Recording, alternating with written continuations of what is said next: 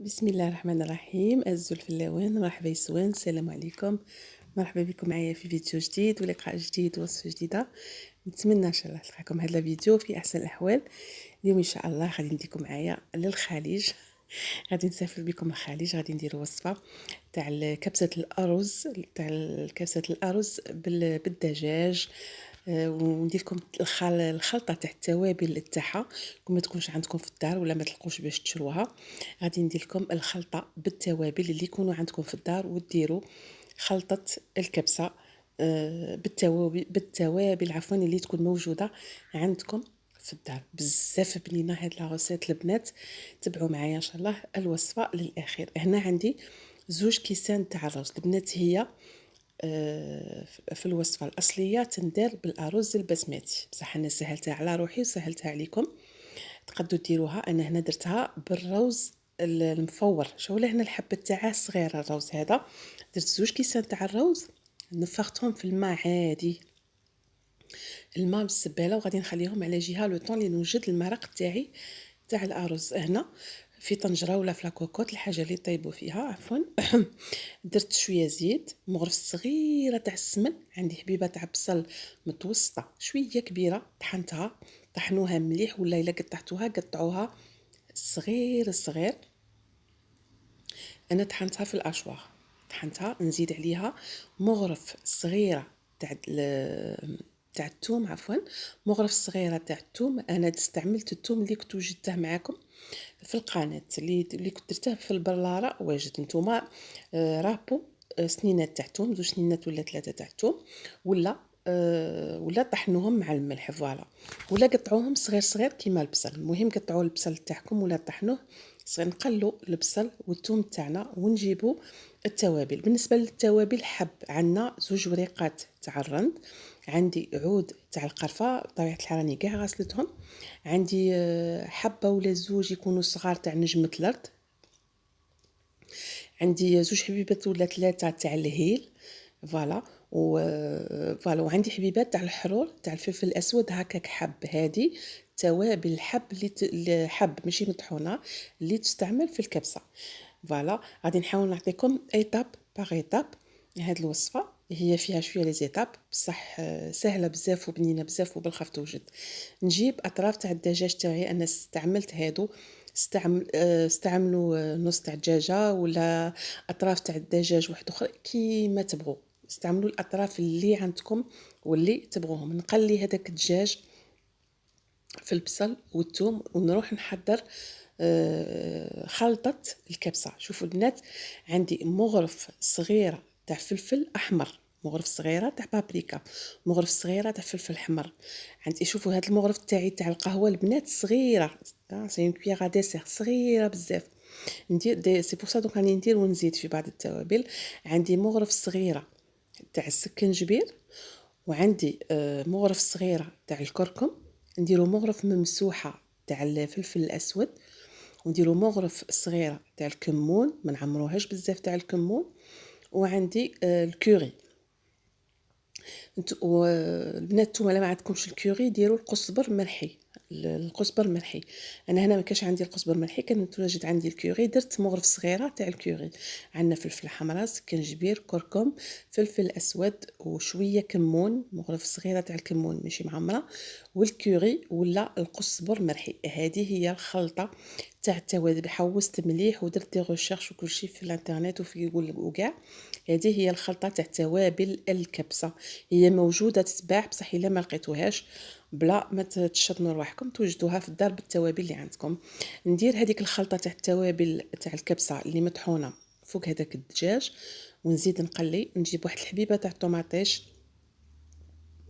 اون طوماط فريش تكون طايبه مليح وحمراء، تانيك شللتها وطحنتها في الاشواغ، وزدتها على هذاك الدجاج. نديرو مغرف صغيره تاع الملح، انا درت الملح البنات ما تنسوش. وهنا ندير هذيك الطماطم اللي كنت طحنتها في الاشواغ، ونزيد مغرف تاع طماطم مصبره، طوماط كونسونطري. البنات هذا الروز ماشي مختلف بزاف على الروز اللي نحضروه حنا، لكن الحاجه الوحيده هي التوابل تعطيه مذاق جدا مختلف على الرز اللي نحضرو حنا، اللي نديرو فيه غير الملح والحرور والسكنجبير. البنات جربوها وردوا لي الخبر.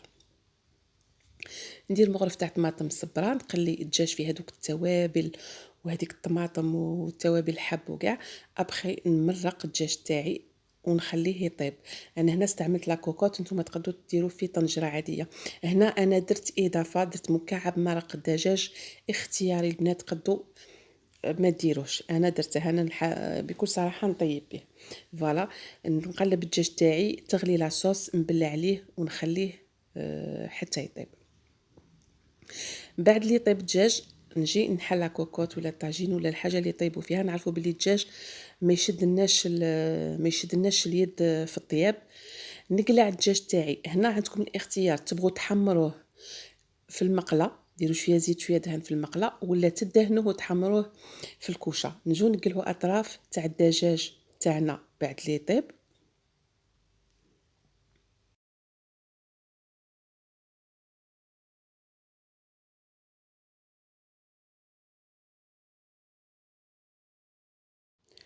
نجي نقلع هذوك الاطراف تاع الدجاج بعد لي طابو. انا درتهم في بلا باش نحمرهم في الكوشه كيما تنجموا تحمروهم في المقله. وتحاولوا قدر الامكان نصفوا المرق تاعنا من هذيك التوابل حب اللي درناها. نقلعوا هذوك الوريقات تاع الرند، نقلعوا هذاك العود تاع القرفان، نقلعوا دوك الحبيبات تاع الفلفل الاسود، ونقلعوا نجمه الارض والهيل سورتو، باسكو هادو كي يكونوا يقعدوا في لاصوص وتاكلوهم مع اللي يجي ياكلهم مع الرز، يعطوا ذوق المروريه، سورتو الهيل. هنا جيت رميت الرز تاعي بعد اللي كنت صفيته في الماء اللي كنت منفخاته فيه، وشللته وزدت عليه واحد الكميشه تاع الزبيب. هذه تقدروا ما ديروهاش البنات، بصح ديروها، ننصحكم ديروها كيما درته انا. يا يجي عندها واحد الذوق ما نحكي لكمش، بزاف بنين. نديرو الزبيب، نغطوا على الرز تاعنا حتى يغلي، ونقصوا عليه ونخلوه يطيب. انا هنا ما كاش عندي الدهان، درت شويه زيت، درت شويه تاع كيتشاب، ودهنت هذوك لي كويس دو بولي ودخلتهم في الكوشه غير من الفوكس، وهذيك لاغري تحت هذيك الشويه قد لي تحمروا. هنا الروز تاعي بعد لي طاب واحد ربع ساعه، شوفوا طاب. هنا انا حسيته كان خاصه شويه، شادرت طفيت عليه النار، كانت باقيه شويه فيه لاصوص. نعرفوا باللي المعجنات هذه تزيد تشرب وتكمل طياب والنار طافيه بهذيك لا فابور. نغطوا عليه، انا غطيت عليه خليته واحد ربع ساعه باش ابخي نحط الطبق تاعي واجد، باش ما يجينيش الرز يتعجن. كون طيبته اكثر من هكا يتعجن. ان شاء الله تكونوا فهمتوني بنات. نطفي عليه ونخليه يشرب لاصوص وينشف. هنا الطبق تاعنا راه واجد. نحط معاكم الرز، شوفوا شحال يجي شباب، يجي واحد المذاق مختلف. نتمنى ان شاء الله تجربوه وتتبعوا الطريقه.